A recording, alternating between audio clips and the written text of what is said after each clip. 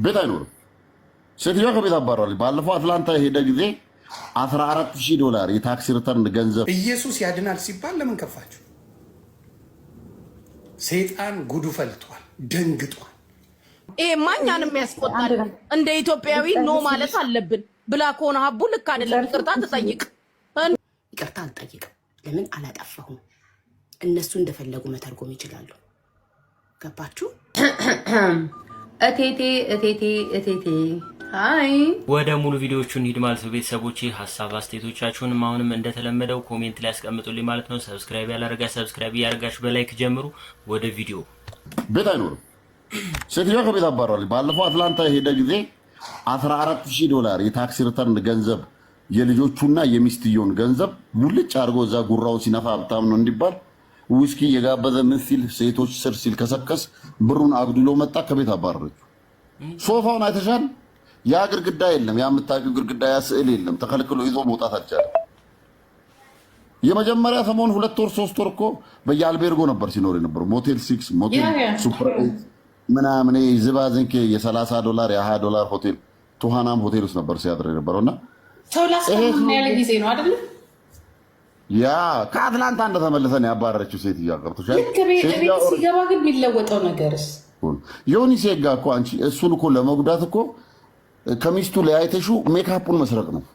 ያለ ሜካፕ እኔ እኮ ጀዋር ምናምን ብሎ ዲሲ መጣ ቀን እኔ ነኝ ፒስትል የኔና ከድር ነን። ከድር ቶላ ፊት ለፊት የነበር ነው። ወላሂ ልንደፋው ነበር። ይዞት ሄዱ። ምንም ጉረኛ ወሬ ብቻ። ደግሞ ብዙ አማሮች እሱን የሚይዙ አማሮች ካሉ መሀላቸው ገብቶ ነው የሚጮህ። እና ሀቡኔ ስትሳደብ ሰምቻት አላውቅም። ተሳድባ ነው ወይ አልኩኝ። ብር ይወዳል ማለት ፈልጋ ነው። ነጃት ዝም በይ። የጉራጌ ማህበረሰቦች እስቲ አንዴ የጉራጌ ማህበረሰቦች ሚስታቸውን ብትሞት እንኳን ጠዋት ቀብረው ከሰዓት ሱቃቸውን ከፍተው ይገባሉ የሚለውን ነገር ማህበረሰቡ ትንሽ አስቆጥቶታል። ምክንያቱም እንዴ ማኛንም ያስቆጣል። ኖ ይሄ እንደዚህ ብላ ከሆነ እኛንም ያስቆጣል። የጉራጌ ማህበረሰብ እኮ ከኢትዮጵያ ሕዝብ አንዱ ነው። ሌሽ ማሌሽ ነው እንደዚህ የምትለው። ይሄ ማኛንም ያስቆጣል። እንደ ኢትዮጵያዊ ኖ ማለት አለብን ብላ ከሆነ ሀቡ ልክ አይደለም። ይቅርታ ትጠይቅ። እንዲህ ነችና አዎ ጨርሽ። ከዛ በኋላ ደግሞ ጉራጌዎች ተሰባሰቡና አካውንቷን አሁን ጥርቅም ማስደረጉት። የጉራጌ ልማት ማህበር የሚባል ትልቅ አካውንት አላቸው። ሄደው ሪፖርት አድርገው አዘጉባት።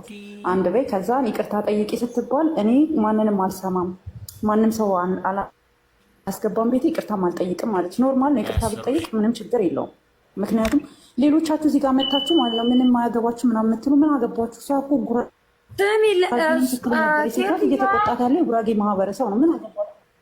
ለማድነቅ ፈልጋ ነው እያሉ ነው ማለት ጠንካራና የስራ ሰው መሆናቸውን አይደለማ። አንዳንድ ጊዜ ይኸውልሽ ነጁ ለማድነቅም ፈልጋ ቢሆን አንዳንድ ጊዜ የንግግር ግድፈት ሊሆን ይችላል።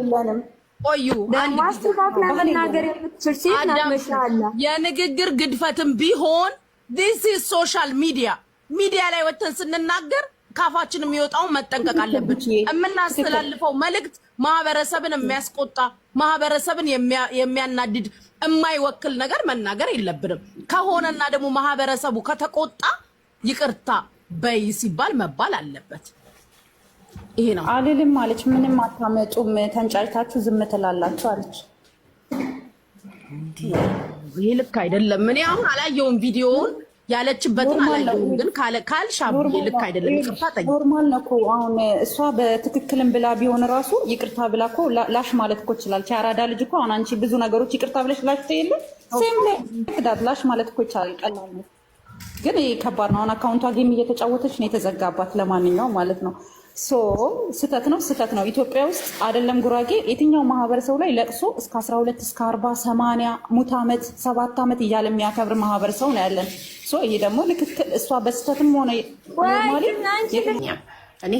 እኔ ሀቢባ ጉራጌን አልተሳደብኩም። እኔ ራሴ ጉራጌ ነኝ፣ በእናቴም በአባቴም ጉራጌ ነኝ። ጉራጌን እወዳለሁ፣ አከብራለሁ። እኔ ያልኩትኝ ጉራጌ ምን ያህል ስራ ወዳድ እንደሆነ ነው የገለጽኩት። እኔ ኃላፊነትን መወስደው እኔ ስለምናገረው ቃል እንጂ ሰዎች ጋር ሲደርስ ስለሚሰጡት ትርጓሜ አይደለም። ሰዎች በፈለጉት ትርጓሜ መስጠት ይችላሉ፣ መብታቸው ነው። እኔ ስናገር የተናገርኩት ጉራጌ ምን ያህል በስራ እንደማይደራደር፣ በለቅሶም በሰርግም በዝናብም በፀሐይም በሁሉም ነገር ጉራጌ በስራ እንደማይቀል ቢያማ እያመመው ወደ ስራ እንደሚሄድ ምን ያህል ስራ ወዳድና ስራ አክባሪ እንደሆነ ነው የተናገርኩት። በተረፈ ማንም ሰው እንደፈለገ የመተርጎም መብት አለው። ላላመንኩበት ነገር ይቅርታ የምጠይቅ አስመሳይ ሰው ግን አይደለሁም። ይቅርታ አልጠይቅም። ለምን አላጠፋሁም። እነሱ እንደፈለጉ መተርጎም ይችላሉ። ገባችሁ? እኔ ኃላፊነትን ወስደው ከኔ አፍ ስለሚወጣው ቃል እንጂ ሰዎች ጋር ሲደርስ ስለሚሰጡት ትርጓሜ አይደለም። እነሱ በፈለጉት ይተርጉሙት። እኔ ግን ይህንንም አሁን መልስ ስጪ ለኛ ለወዳጆች ለምንወድሽ አብራሪልን ስላላችሁ ለምትወዱኝ ለማከብራችሁ አብራራሁላችሁ። ገባችሁ? አቋሜ ዛሬም ነገም ይሄ ነው። እቴቴ አይ ለሰራው ኃጢአት በትክክለኛው ወደ እግዚአብሔር ይሄን ስተሰርቻለሁ ብለህ ነው ወይ ወደ ኢየሱስ ይሄድከው? ወይ ምክንያቱም ልብህን እኔ አላውቅም። ልብህን የሚመረምረው የሰማይ አባት ነው። አንዴ አይኑ ጸጉር ገባ ጠብቀኝ እና ቤታ በኢየሱስ ፍቅር ደም ይቅር ብዬሻለሁ ብለኸኛል። እንደዛ ካልክ ግን እስተዛሬ ስሰድበኝ ስም ስሰጠኝ የነበረው የውሸት እንደሆነ ለዚህ ማህበረሰብ ዝም ብሎ ከልብ ይቅርታ ብዬሻለሁ በክርስቶስ ደም ማለት ያለብህ ሳይሆን በትክክለኛው ስም ስሰጠኝ የነበረው የውሸት በግፊት ተነሳስተ ነው።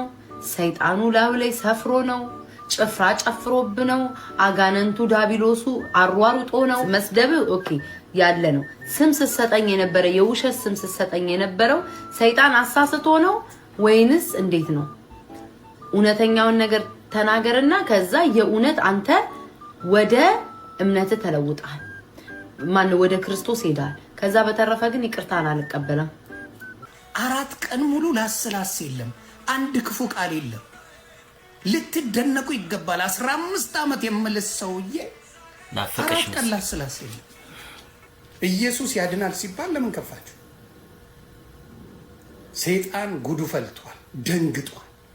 ለምን ደነገጣችሁ? ከዮኒ ማኛ አትጠብቁትም ነበር? ይገባኝ። እኔም አልጠብቀው ከዮኒ ማኛ እኔም አልጠብቀውም። አይደለም እናንተ